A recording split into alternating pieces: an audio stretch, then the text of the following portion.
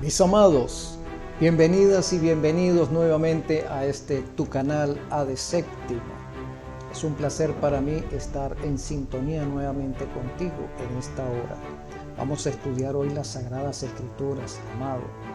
Sí, te recuerdo que si aún no te has suscrito, puedes hacerlo y compartir este video con tus amistades y amigos. Y así, entre ambos, podemos asociarnos para la predicación del triple mensaje angélico. Te invito a que oremos, mi amado, cerremos nuestros ojos para suplicar la unción del Espíritu Santo sobre ti y sobre mí. Querido Consolador, en esta hora, Señor, nos ponemos en tus manos para que obres el milagro del discernimiento en nosotros. Capacítanos y utilízanos para tu gloria, Señor. Perdona, Jesús, nuestros pecados. En tu nombre lo rogamos. Amén. Pronto vendrá, Cristo muy pronto vendrá, pronto vendrá, pronto vendrá.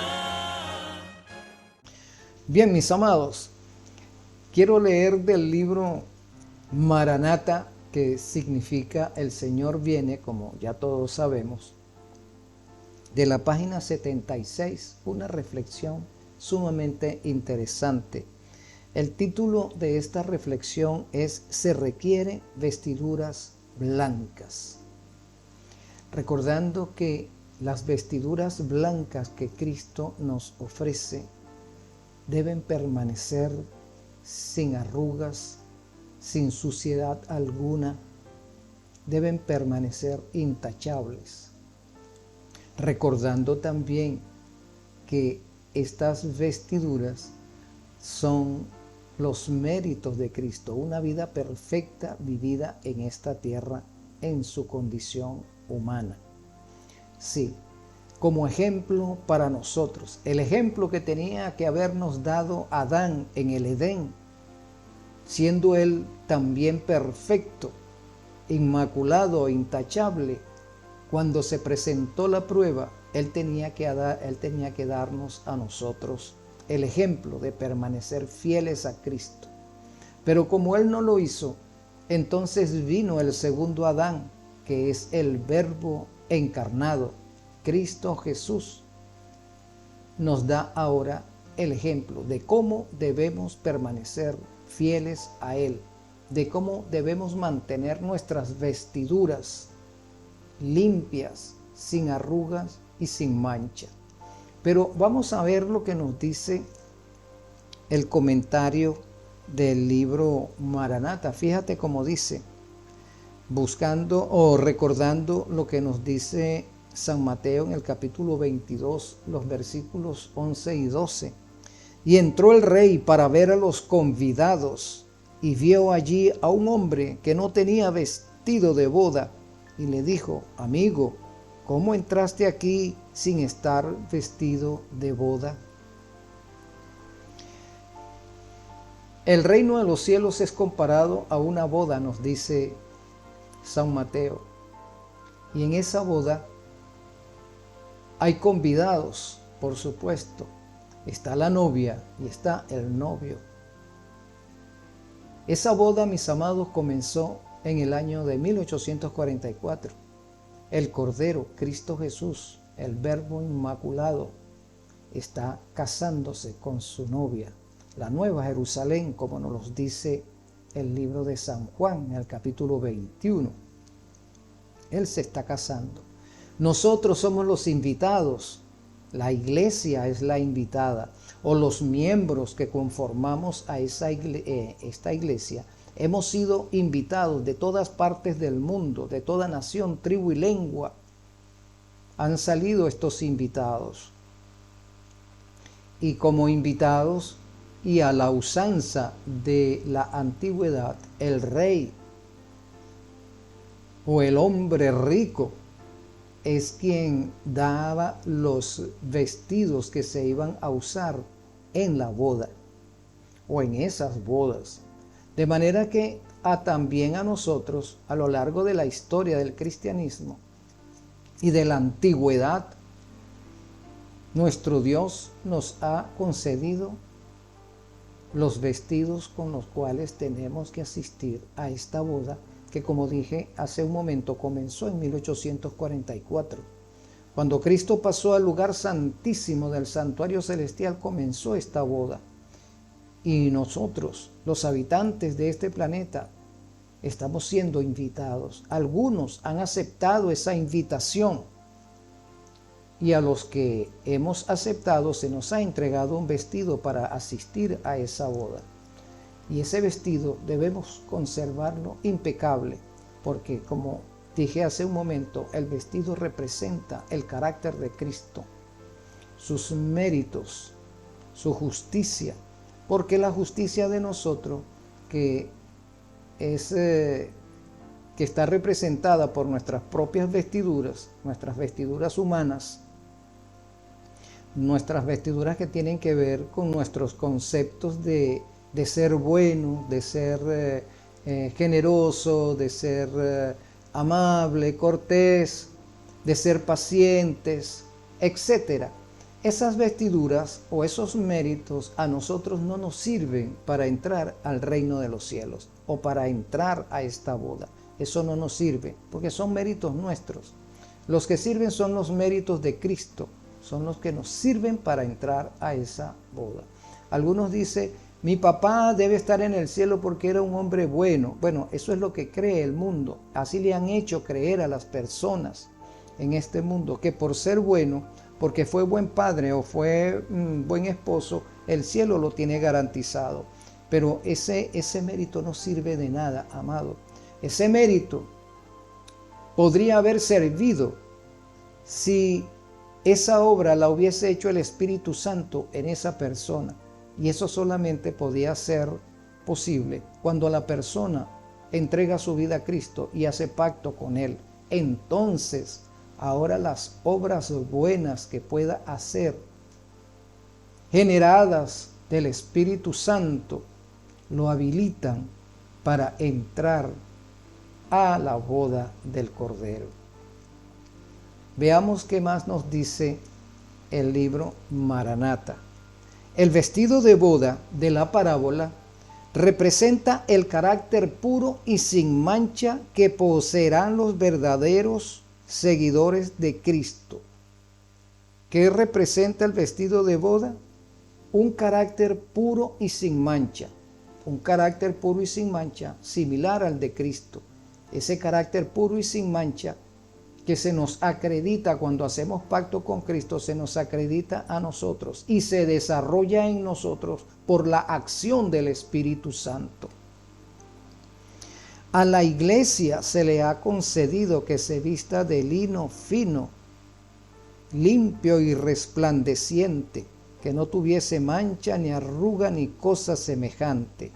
¿Ves? Entonces a la iglesia, a los invitados, se nos ha concedido ese vestido que, como acabo de decir, representa los méritos de Cristo. A nosotros se nos han dado esos méritos, se nos han acreditado para que nosotros nos vistamos con esos méritos, y debemos mantenerlos así, ese vestido limpio de lino blanco y resplandeciente, como nos lo dice el libro de Efesios capítulo 5, el versículo 27. Mira cómo dice Efesios 5, del 25 en adelante. Maridos, amad a vuestras mujeres, así como Cristo amó a la iglesia y se entregó a sí mismo por ella, para santificarla, habiéndola purificado en el lavamiento del agua por la palabra, a fin de presentársela a sí mismo como una iglesia gloriosa, que no tuviese mancha ni arruga ni cosa semejante, sino que fuese santa y sin mancha. He allí las características que debe tener la iglesia de Cristo. No debe tener arruga, no debe tener mancha.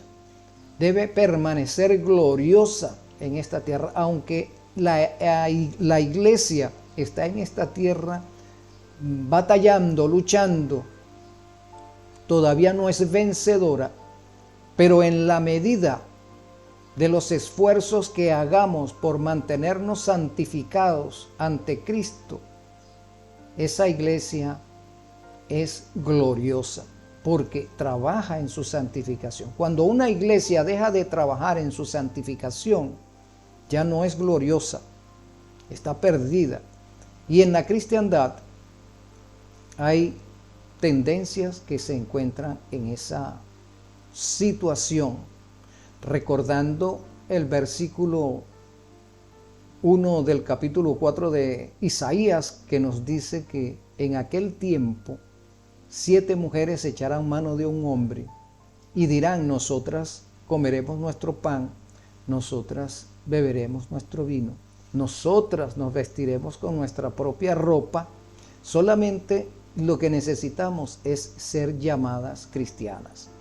De manera que el número 7 allí representa plenitud o completo. Todas las iglesias están allí involucradas o están inmersas en este número 7. Sí, todas las iglesias de la cristiandad. Algunas de ellas, aunque aquí dice que todas, porque el número 7, como acabo de decir, representa que están incluidas todas. No hay ninguna sin excepción.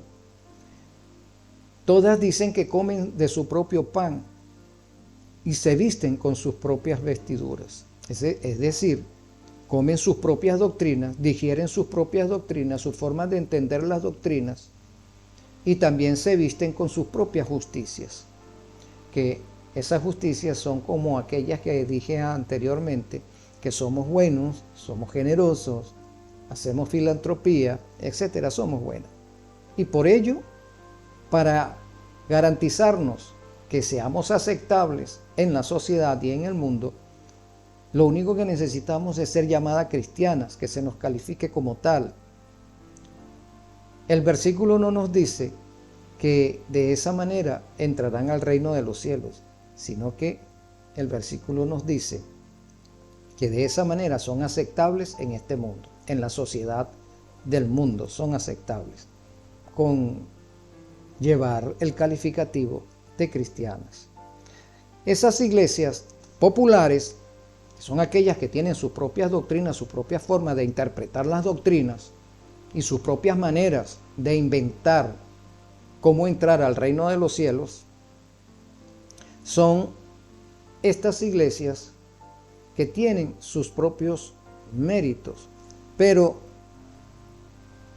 no son gloriosas. Para ser gloriosas tienen que estar vestidas es de la vestidura de Cristo, y eso significa que la doctrina que deben tener es la doctrina de Cristo. Sí, limpia, pura. Así es. Y el pan que han de comer, por supuesto, que representa las doctrinas, debe estar sin contaminación de pecado, sin contaminación de condiciones humanas que la hayan manipulado a las escrituras, a las doctrinas. Y las vestiduras de Cristo, que con las cuales debieron haberse vestido, han sido reemplazadas por otras vestiduras, por otros méritos, como dice el texto de San Mateo que leímos allí en el capítulo 22. Amigo, ¿cómo entraste aquí sin estar vestido de boda? Este amigo, que representa a algunas iglesias y que representa también a personas en forma individual, quisieron entrar al reino de los cielos con sus propios méritos. Y para entrar al reino de los cielos se necesita, son los méritos de Cristo que nos vistan. Que esos méritos hayan quedado impresos en nuestra vida, en nuestra mente, en nuestro corazón, por dentro, ¿no? Y por fuera se notará esa evidencia de que los méritos de Cristo moran en nosotros que los méritos de Cristo son nuestros, no porque nos hayamos apoderado de eso a la fuerza, sino porque entregando nuestra voluntad al Espíritu Santo, el Espíritu Santo desarrolla esos méritos en nuestras vidas. De manera que la iglesia que quiere ser gloriosa debe estar vestida de los méritos de Cristo. Aquí nos sigue diciendo: es la justicia de Cristo su propio carácter sin mancha, que por la fe se imparte a todos los que lo reciban como Salvador personal. Cuando nosotros recibimos a Cristo como nuestro Salvador y hacemos pacto con Él por amor, de obedecerlo por amor, esos méritos se nos imparten y se desarrollan en nosotros, no por sí mismo, no por nosotros mismos, sino, como dije anteriormente, por la acción del Espíritu Santo en nuestras vidas. La ropa blanca de la inocencia era llevada por nuestros primeros padres cuando fueron colocados por Dios en el Edén. Pero cuando entró el pecado, rompieron su relación con Dios y la luz que los había circuido se apartó de ellos. De manera que esos méritos santos, esos méritos gloriosos con los cuales nuestros primeros padres, Adán y Eva, fueron cubiertos, era un manto de luz que provenía del mismo Dios, como eran inocentes. Inocentes significa que no habían pecado, que no habían violentado el mandamiento. Ese manto de gloria los circuía a ellos, pero en el momento que pecaron, ese manto de luz se apartó de ellos. Y nosotros hemos estado sin ese manto de luz desde ese momento. El mundo, la humanidad ha estado sin ese manto de luz desde ese instante. Pero Cristo nos dice que si nosotros le aceptamos como nuestro Salvador, ese manto de luz puede volver a circuirnos nuevamente. Esa es una de sus promesas. Si nos abandonamos a Él, si nos abandonamos a la acción del Espíritu Santo, ese manto de luz vuelve a nosotros. Y entonces, obtenido ese manto de luz, podemos ser considerados gloriosos porque somos decretados justos. Lo único que tenemos que hacer es conservar ese manto de luz, ese mérito o esos méritos, conservarlos, no por acción nuestra o por voluntad nuestra, porque si lo hacemos por nosotros mismos, con nuestras tendencias concupiscentes, lo que hacemos es manchar ese halo de luz o esas vestiduras o esos méritos de Cristo. Cualquiera de estas tres cosas significa eso. Tenemos que dejar que sea el Espíritu quien haga esa labor. Nosotros no debemos resistirnos a esa acción santificadora del Espíritu Santo que se obra en nosotros para que vayamos creciendo progresivamente en nuestro carácter imperfecto con el cual hemos nacido y desarrollado sin Cristo, vaya transformándose hasta que reflejemos el carácter de nuestro Salvador, de nuestro garante. Fíjate cómo dice, para comprobar lo que estamos diciendo. El hombre no puede idear nada que pueda ocupar el lugar de su perdido manto de inocencia. ¿Qué nos está diciendo? Que nosotros no podemos idear, no podemos inventar nada que nos haga lograr el volver a tener ese manto de inocencia. No, ese manto de inocencia es la obra o la conclusión del trabajo que hace el Espíritu Santo en nosotros, que hemos hecho pacto con Cristo. Únicamente el manto que Cristo mismo ha provisto puede hacernos dignos de aparecer ante su presencia. Cristo colocará este manto, esta ropa de su propia justicia sobre cada alma arrepentida y creyente. Para que ese manto sea colocado en nosotros, tenemos que estar arrepentidos de nuestros pecados, pasados y presentes, y hacer un compromiso responsable ante Cristo de no pecar en nuestro futuro, comenzando desde nuestro presente. Yo te aconsejo, dice Cristo, que de mí compres vestiduras blancas para vestirte y que no se descubra la vergüenza de tu desnudez.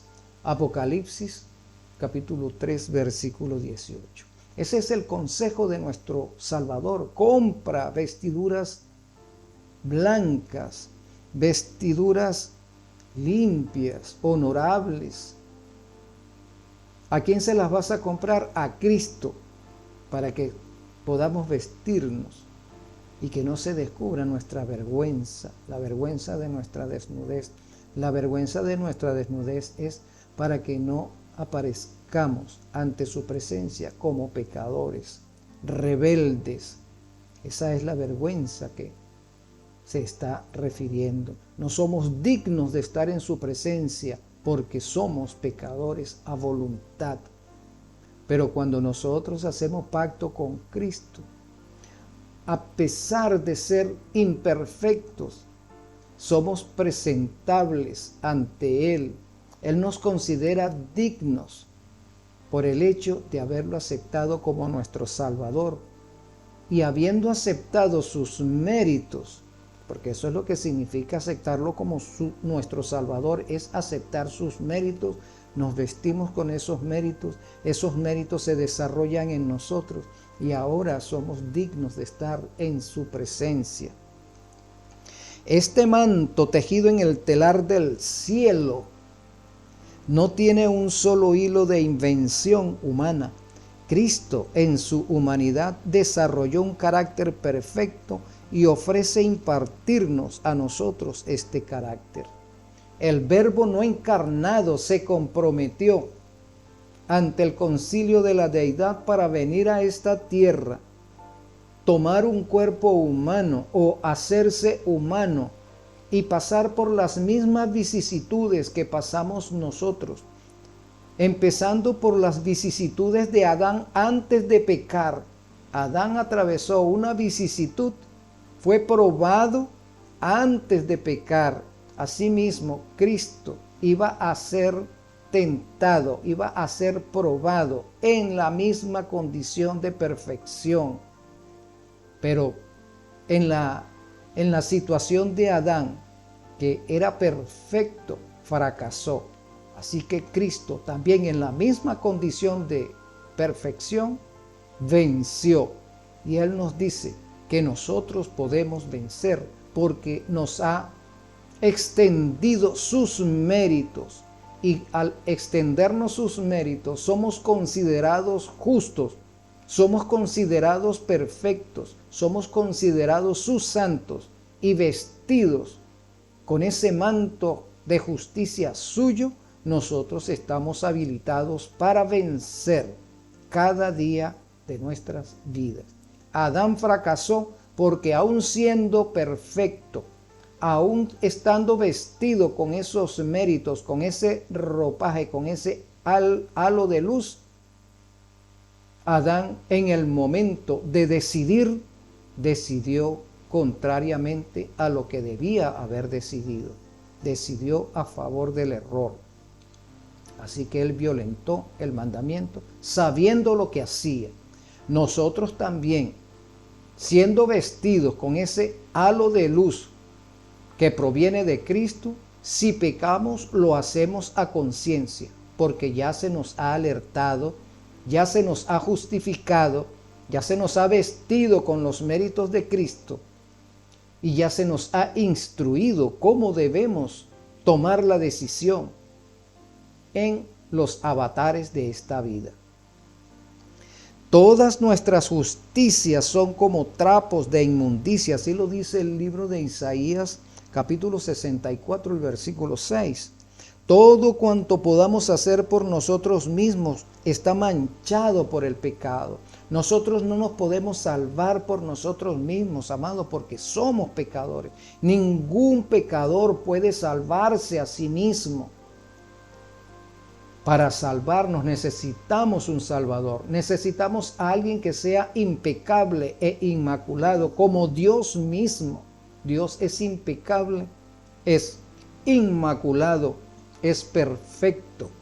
La deidad es perfecta. Por eso es que ella puede salvarnos. La deidad puede salvarnos porque es perfecta. Nos imparte su perfección.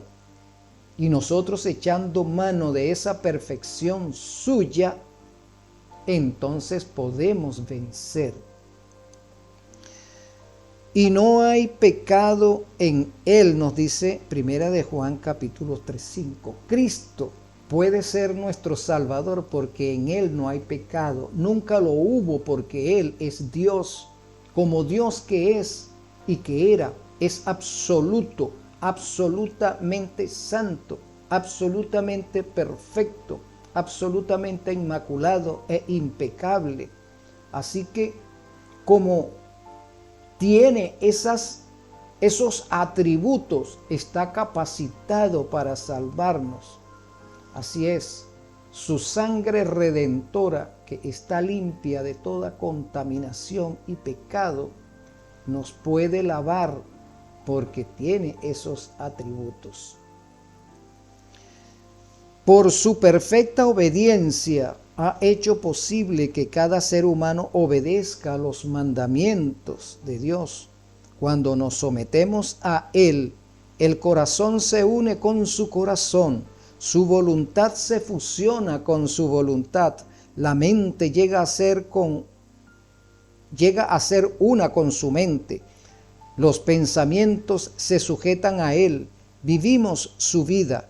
Esto es lo que significa estar vestidos con el manto de su justicia. Entonces, cuando Cristo nos contempla, Él ve no el vestido de hojas de higuera con las cuales se vistieron Adán y Eva, ¿verdad? Él no ve la desnudez y la deformidad del pecado que ya habita en nosotros, sino Él ve su propia ropa de justicia. Interesante, mi amado y amada. Debemos trabajar conjuntamente con el Espíritu Santo para mantener esas vestiduras impecables a nosotros. Cuando nos alejamos de Cristo, cuando dejamos de dejar que el Espíritu Santo haga su obra en nosotros, entonces empezamos a manchar ese vestido y nos empezamos también a asociar con los cultos del mundo, con las tradiciones del mundo, con los gustos del mundo. Y eso se llama pecado. Al asociarnos con las cosas del mundo, nuestra vestidura se mancha y ya no es la vestidura que Cristo nos dio, ya deja de ser esa vestidura y se ha convertido en nuestra propia vestidura. Por eso es que, habiendo recibido un vestido para entrar a la boda, este hombre que entró allí y el rey le dice: ¿cómo entraste aquí sin vestidura de boda? Es porque ese vestido no estaba ni impecable ni inmaculado, estaba sucio con los méritos propios de ese hombre.